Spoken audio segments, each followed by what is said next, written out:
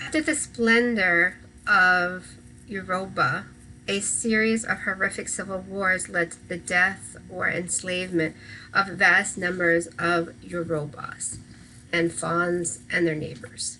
During this dark period, their homeland became known by Europeans as the Slave Coast. Only the abolition of the transatlantic slave trade in the early 19th century allowed Yoruba kingdoms to regain stability. By the late 19th and early 20th century, a wide range of objects, art styles, and art events had developed in a number of Yoruba centers. Some of the art forms were found throughout Yoruba land, while others were purely local. So now we're going to look at royal art. Much of the art produced in the Yoruba region calls attention to the king and his court. As a visible symbol of the deity, the king is the high priest of the community. Although Yoruba kings are free to appear in public today, in the past they were confined to the palace, making public appearances only when the welfare of the state required them to participate in public ceremonies.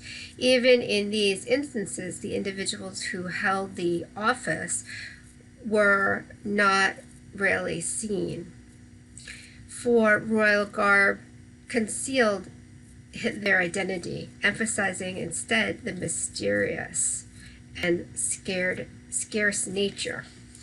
And so what I'm showing you here is a king, and you can see that the headdress that the king wears here has this veil of beads, made out of beads. And the idea is that when you look upon him, you can never really truly see his face. So when the king wears the fringe crown, the idea is that his motif is being changed. His outer head is covered by the crown, and his inner head becomes one with the sacred authority and power, Ash, for the ancestors. He cannot touch the earth and thus stands on a mat cloth, sitting in state. His feet rest on a decorative cushion or footstool. His own face disappears behind the veil, and the face of the royal ancestors stare out instead. It is the vision of dynasty that is emphasized rather than the individual who wears the crown. So what I'm showing you here is a piece of ivory that's carved into the form of this female figure, and this is related directly to the religious belief. We have the woman who is kneeling here, and the concept is that she's kneeling before the God who is selecting her destiny. And the woman in general within the society is considered to be the ultimate container or life force. And this makes sense because she gives birth to children, right? So we see this really beautiful decorative pattern here, and she's wearing these bracelets and decorative pattern within her hair. And as the artwork we just recently looked at before, she has rather large eyes with the inset kind of pupil here and large eyelids.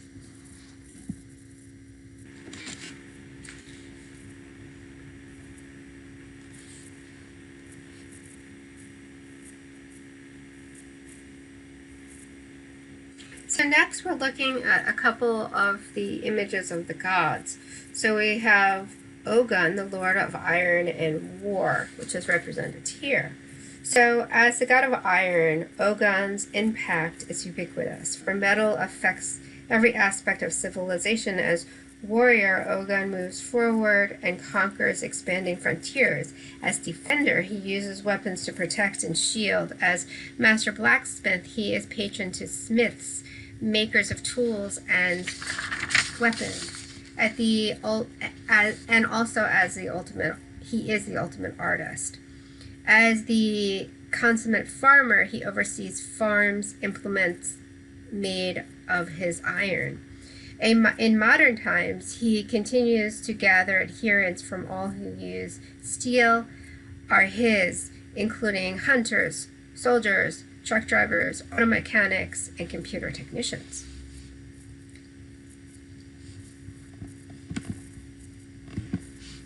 So this one is dedicated to the god Orisha, who is the cultivator of medicine. And we have, this evokes his relationship to Ogun. And it's showing how this concept of the mother, what they call our mother, is working in harmony with all of the parts of the society, and encourage them to cure rather than to hurt. So here I'm showing you Shango, and this is the god of thunder and lightning, and we see that the double axe motif atop this piece is actually the metaphor for the thunderbolt. And this is what the god hurls down from the sky at those who do not respect him.